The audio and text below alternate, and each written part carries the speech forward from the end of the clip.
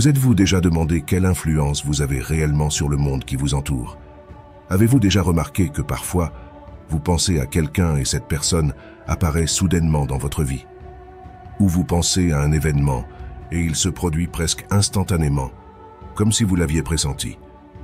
La question qui se pose alors est, pressentons-nous les événements à venir ou est-ce que nos pensées créent ces événements?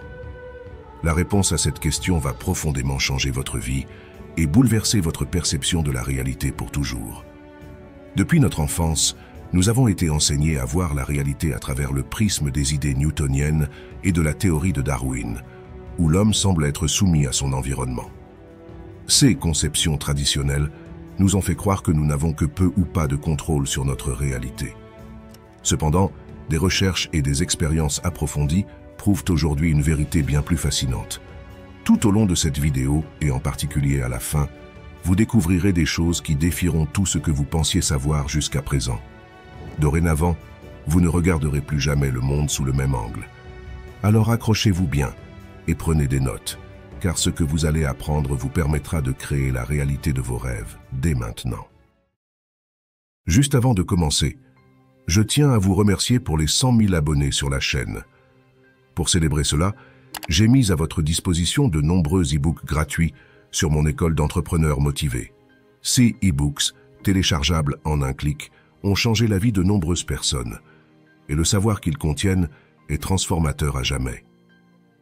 La lecture d'un seul de ces livres débloquera en vous la réussite, la sagesse et la compréhension de la réalité. Vous serez capable de manifester vos rêves, de créer votre propre réalité, et ce, dès aujourd'hui. Alors ne ratez pas cette occasion, le lien est dans la description. Dès l'enfance, nous avons hérité d'une première conception de la réalité, basée sur les recherches des générations précédentes. La théorie de Darwin sur l'évolution, fondée sur des mutations génétiques aléatoires, et la physique newtonienne, étudiant les mouvements prévisibles des planètes et l'espace-temps, nous ont fait croire que l'homme était limité. Cependant, ces conceptions ne représentent pas la réalité telle qu'elle est vraiment. Les nombreuses idéologies du passé étaient fondées sur un esprit de dualité, une vision de la division. Un esprit fondé sur la dualité divise tout, et c'est ce qui s'est produit tout au long de l'histoire. En conséquence, science et religion se sont séparées, tout comme la matérialité et la spiritualité. Mais cela ne s'arrête pas là. Un esprit divisé sème la division partout. En regardant la réalité à travers ce prisme, cela engendre des différences entre les races et les sexes, provoque des guerres et des conflits, et ainsi de suite. Cependant, la réalité est fondée sur l'unité. Vous comprendrez ainsi qu'à partir du moment où l'on regarde à travers le prisme de la division, toute tentative de compréhension de la réalité seront erronées. C'est ce qu'il s'est passé avec la physique classique. La physique classique, en se consacrant uniquement au domaine du prévisible, a exclu l'esprit, c'est-à-dire l'imprévisible, pour mieux étudier ce qui est prévisible. Cependant, les deux sont interconnectés, l'un dépend de l'autre. Exclure l'un ou l'autre engendre forcément des théories incomplètes. On ne peut pas séparer l'inséparable. Étudier la matière sans comprendre son lien avec l'esprit mène inévitablement à la confusion.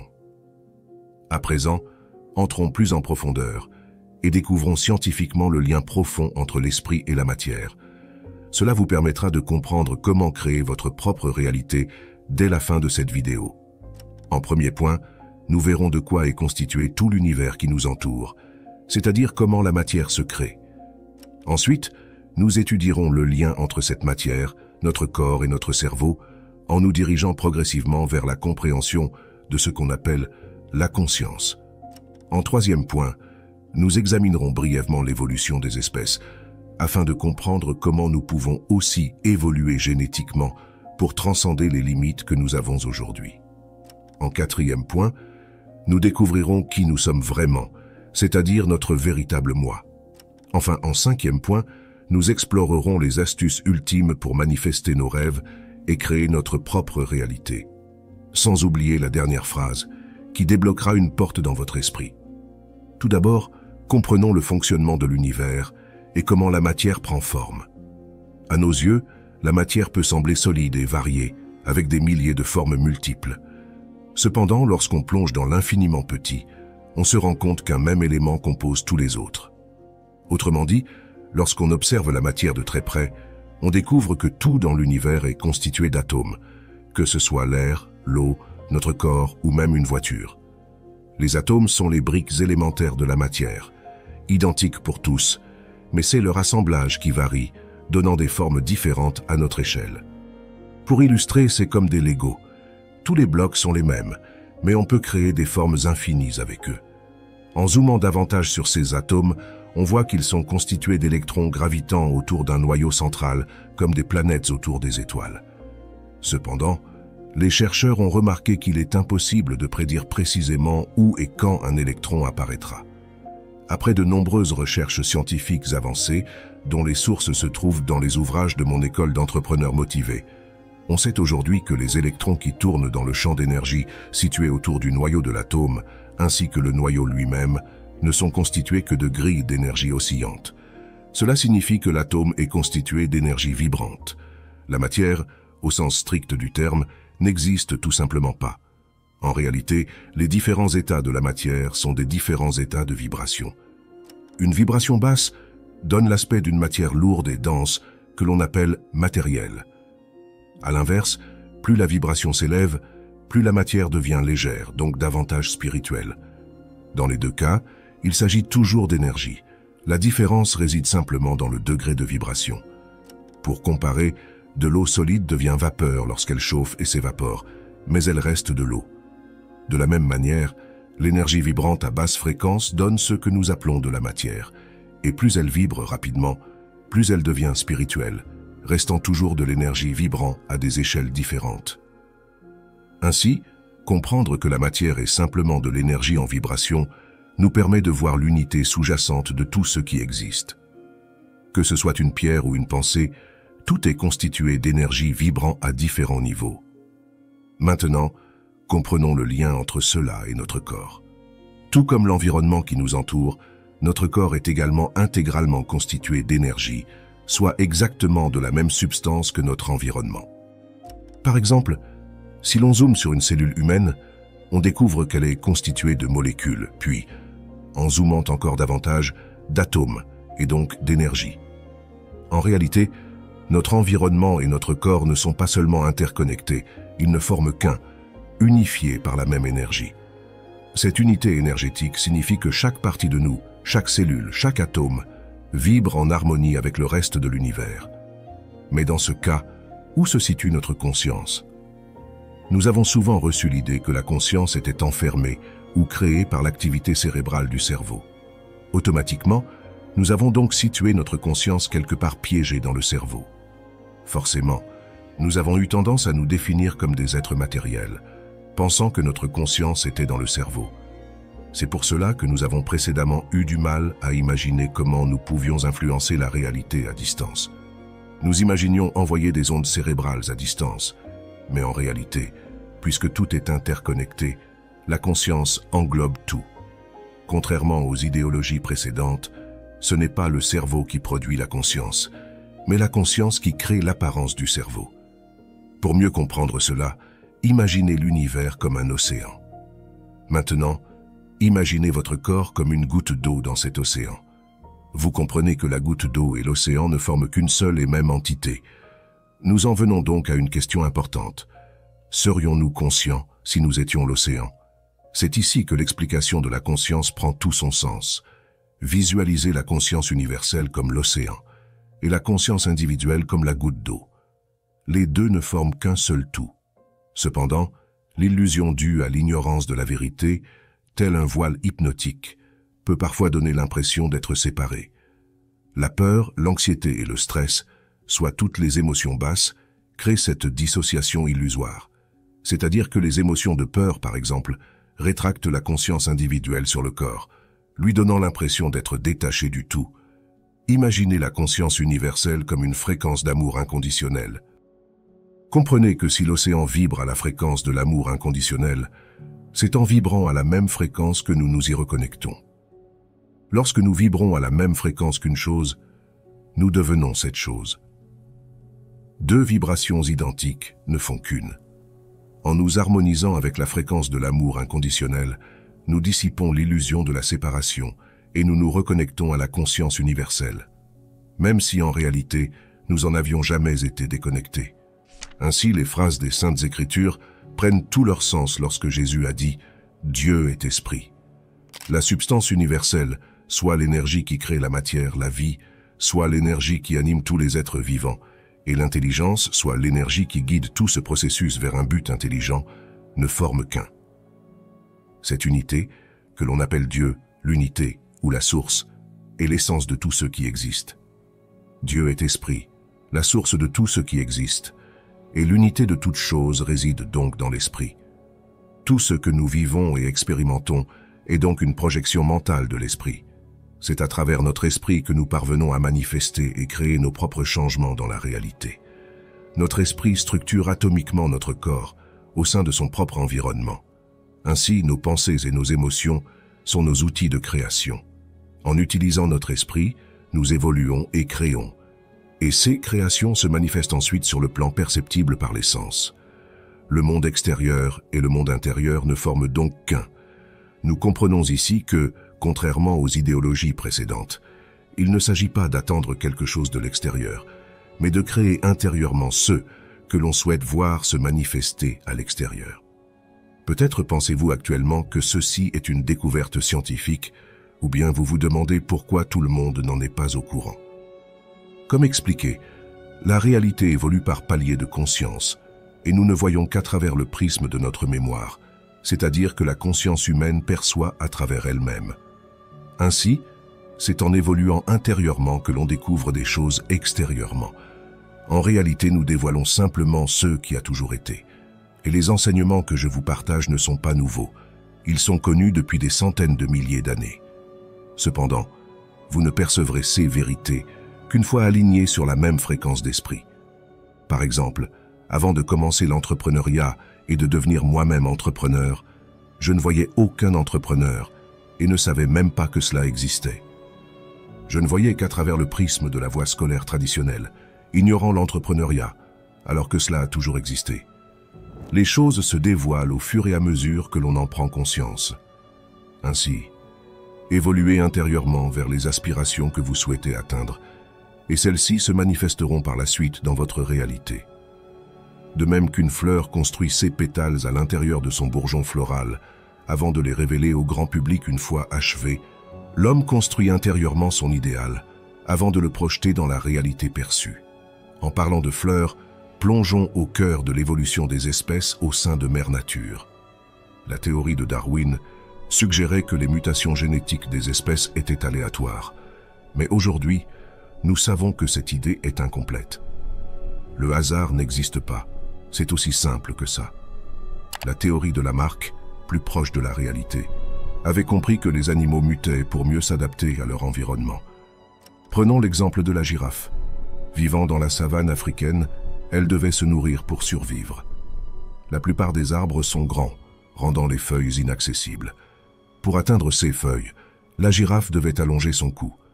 Son esprit, poussé par ce besoin, a exprimé les gènes de la girafe différemment, entraînant des mutations génétiques qui ont allongé son cou. Un autre exemple fascinant est la menthe orchidée. Pour mieux saisir ses proies et se camoufler dans un environnement rempli d'orchidées, cette menthe a pris l'apparence d'une orchidée, la rendant presque invisible. Les plantes aussi savent s'adapter. Des chercheurs ont découvert que la plante de tabac a développé la production de nicotine pour se défendre contre les chenilles qui dévorent ses feuilles. Cette substance toxique agit comme un insecticide naturel, dissuadant les chenilles de s'attaquer à la plante. Cependant, certaines espèces de chenilles ont évolué pour métaboliser la nicotine sans en subir les effets néfastes. Ce jeu de mutation génétique pour s'adapter à l'environnement est donc quelque chose de totalement naturel. La nature répond toujours favorablement aux besoins intérieurs. Mais nous les humains, que faisons-nous depuis le début? Nous avons eu froid, nous avons créé la climatisation. Nous avons voulu voler, nous avons inventé des avions. La viande était dure, nous l'avons rendue tendre. Nous voulons être plus intelligents, nous créons des intelligences artificielles. De ce fait, notre corps s'affaiblit au lieu de s'améliorer. Il est donc crucial de comprendre que c'est à notre corps de se transformer en fonction de nos besoins intérieurs. Les animaux sont capables de muter, d'acquérir des ailes, de courir plus vite, et même d'être immortels, comme la méduse Turritopsis dorni, capable de régénérer ses cellules à l'infini. Alors pourquoi pas l'homme? L'homme peut, et bien plus encore. C'est là que nous passons à l'étape de la compréhension de soi. À ce stade de la vidéo, il est essentiel de comprendre que le corps de l'homme est le reflet de son esprit. Nous avons vu que les animaux, ressentant un besoin en fonction de leur environnement, peuvent muter pour s'y adapter. L'homme, quant à lui, possède la capacité de projeter en lui un idéal, telle une graine qui va germer, puis prendre forme dans la réalité une fois la maturité atteinte. Toute idée, pensée ou parole devient une graine. Cette graine d'idée est émise, plantée dans l'âme, maintenue dans la pensée, et devient une conception qui se manifestera ultérieurement sous forme physique. Les idées de perfection produisent la perfection. Les idées d'imperfection produisent l'imperfection. Voilà un des enseignements des maîtres. Un maître est une personne ayant atteint un degré de conscience suffisamment élevé pour atteindre la maîtrise de soi. La maîtrise de soi se définit par un état d'esprit ayant pris conscience de l'unité. L'esprit, s'étant affranchi de ses limitations, a remplacé la peur par l'amour, et de ce fait, sa conscience individuelle et la conscience universelle ne forment qu'un.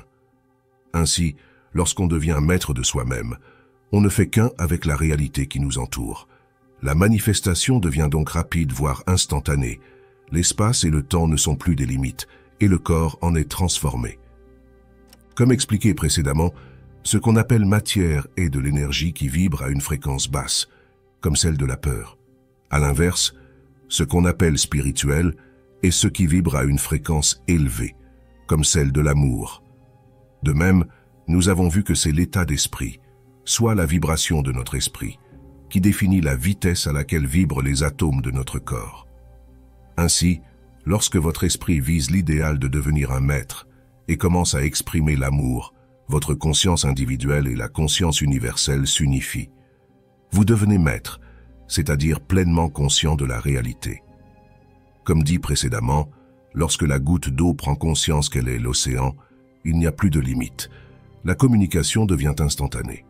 C'est grâce à cela que les maîtres parviennent à faire ce que certains appellent des miracles, comme marcher sur l'eau, manifester, traverser le feu, se téléporter et atteindre l'immortalité.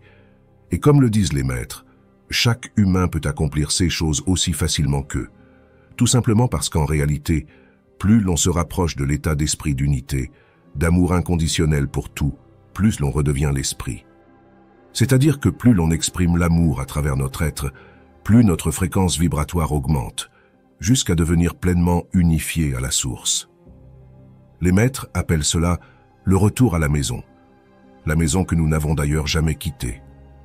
La méthode ultime pour manifester et créer sa propre réalité consiste donc à se concentrer sur un point essentiel, l'esprit. Observez comment le simple fait d'être joyeux change la lumière qui émane de votre visage, améliore le bien-être de votre corps et enrichit vos échanges avec les autres. Tout semble alors bien se passer. Maintenant, imaginez comment serait la réalité lorsque l'intégralité de votre conscience exprimerait l'amour. Prenez un instant pour imaginer comment votre vie serait transformée, la joie que vous ressentiriez en pouvant exprimer votre maîtrise. Le maître exprime sa maîtrise en servant et non en étant servi. Servir est la manière dont le maître exprime sa maîtrise. Lorsqu'on prend conscience que nous ne faisons qu'un avec le tout, il n'y a plus de séparation entre nous et les autres.